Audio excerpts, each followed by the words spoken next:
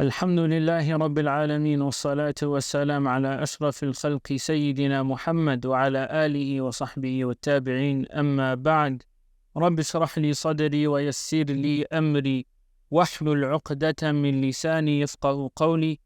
Dear people, Assalamu alaikum wa rahmatullahi wa barakatuh, and welcome back to another episode of An Ayah a Day Shows You the Way. Today, bi'idhnillahi ta'ala, we will be exploring Al-Juz Al-Hadi Ashar, the 11th Juz of the Quran, more specifically the ayah in Surah Yunus where Allah subhanahu wa ta'ala says,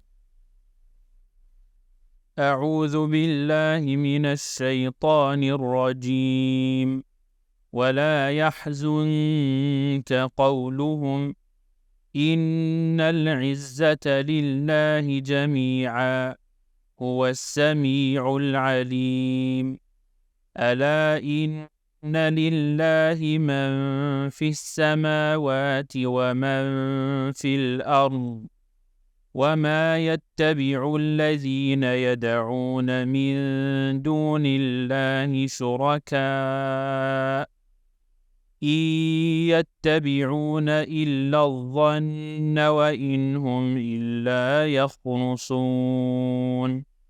Allah subhanahu wa ta'ala says in translation, and do not let any of their speech grieve you. Do not let any of their speech upset you. Inna al-izzata lillahi jami'an. Indeed, all dominion, all authority, all honor is to Allah subhanahu wa ta'ala alone. Huwa as-sami'ul alim. He is the most hearing and most knowing. The context of this ayah, dear brothers and sisters, was revealed in the Meccan phase. And the Meccan phase was known to be a very hostile environment for the Prophet sallallahu alaihi wasallam when he was carrying Islam to everyone in the Meccan society. When the message of Islam penetrated the Meccan society and the Quraysh saw that Islam was becoming a threat to their power, their persecution increased. And in regards to this ayah, they would use very vile and ugly speech against the Prophet sallallahu alaihi wasallam. They would ridicule him, they would mock him, they would use words to upset him regarding the Quran, regarding Allah subhanahu wa ta'ala. And Allah subhanahu wa ta'ala was telling the Prophet sallallahu alaihi wasallam in this ayah, إِنَّ الْعِزَّةَ لِلَّهِ جَمِيعًا. All respect, honor, dominion, authority is to Allah subhanahu wa ta'ala alone. Everything of that belongs to Allah subhanahu wa ta'ala alone. He is most hearing and most knowing. Now, subhanallah, how does this ayah relate to us in today's day and age? You know, we live in a time where a lot of vile speech is spewed against Islam. You look online. Let's leave online for a moment, actually. Let's take it back to basics. Let's go to example, the office. You know, Muslims, when they're working in certain environments, this happens all the time. There's countless examples of this. If you ask any Muslim professional, has he felt any level of discrimination, even maybe via a joke? They have. A colleague may have said a joke against his religion, and even though it was via a joke, he still felt something. He still felt upset. Then you look at public transport. You have direct verbal abuse against brothers and sisters on the train. Sisters who are observing hijab, jilbab, they even forget verbal speech, they get physically attacked. Muslim men as well. So that's on public transport. And subhanallah, and this is where you have to have a level of sabr. Even within families, those who are kind of carrying Islam to family members, they're called certain speech, they call certain names. And this is where you have to have patience. So this is, subhanallah, Allah subhanahu wa ta'ala telling the Prophet sallallahu alaihi wasallam that do not let their speech grieve you. Do not let their speech sadden you. So again, how does it relate to us here? You know, when Allah subhanahu wa ta'ala was telling the Prophet sallallahu alaihi wasallam, do not let their speech grieve you and sadden you, why did Allah subhanahu wa ta'ala pass this message to the Prophet sallallahu alaihi wasallam? It's because he gave a very, very important mission to the Prophet ﷺ, and had the Prophet ﷺ become derailed by the words of others, he wouldn't have been able to carry the mission. And the mission was the da'wah to Islam. So that's why Allah subhanahu wa ta'ala was saying to the Prophet ﷺ, don't let them sadden you, don't let them grieve you. It's okay, it's fine. Because in the grand scheme of the plan and mission I've given you, that mission I've given you is such an elevated plan compared to you responding to a foolish person who is unfortunately lost of guidance and hidayah. So the first point I'd like to mention, dear brothers and sisters, is just generally, when people say things to you, we live in a world where, unfortunately, nasty speech is spewed against human beings.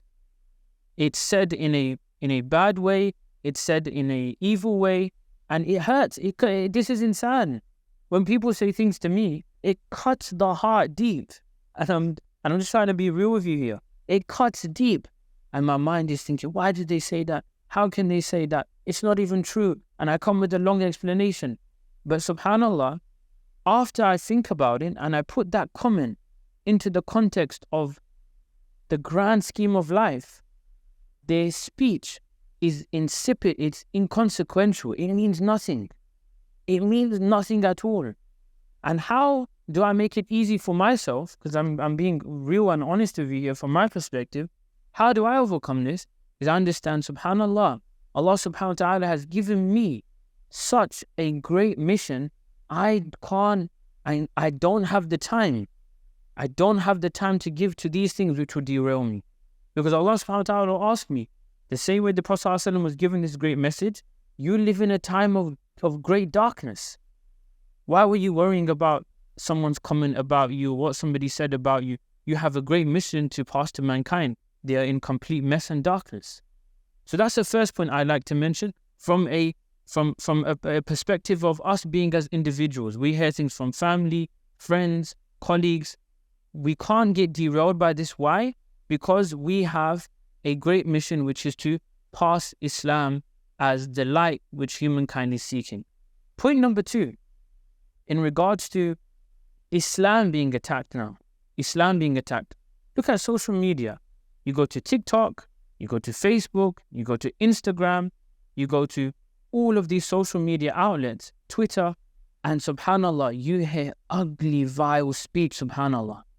Some of it which you think, how does insan come up with this nature of evil from his mind?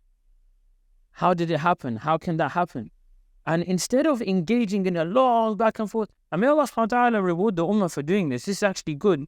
They want to protect the honor of the Prophet ﷺ. They want to protect the status of Islam. But in the grand scheme of what Allah has given us, compared to some guy hiding in his bedroom who's probably got no ambition in his life, and this is his entire goal, just to live his entire life on the internet, and they call them keyboard warriors, leave them. Put them aside. Why? Because they are not even on the table. They're not even on the table. Meaning, they're that insignificant, they don't have a role to play in the mission Allah subhanahu wa ta'ala has given us. So the point is that we have a mission to carry to the world, and anyone that comes into this tunnel vision that isn't worthy of being in that tunnel vision, push them aside. Clear the side.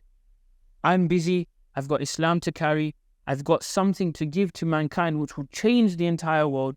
I've got something which will fix all the problems we face, beginning in our homes, all the way to global policies which are affecting human beings. I have got the cure to mankind. I have got something good to give to people. I have got the medicine which people are seeking but they don't know about it. Therefore, when people say things, khalas, pull it aside. And remind yourself, you're a Muslim, Allah has given you a much greater task at hand, and the reward is great too. And if people think, no, Allah subhanahu wa ta'ala is getting disrespected, look at what the ayah says next. Innal izzata lillahi jami'a.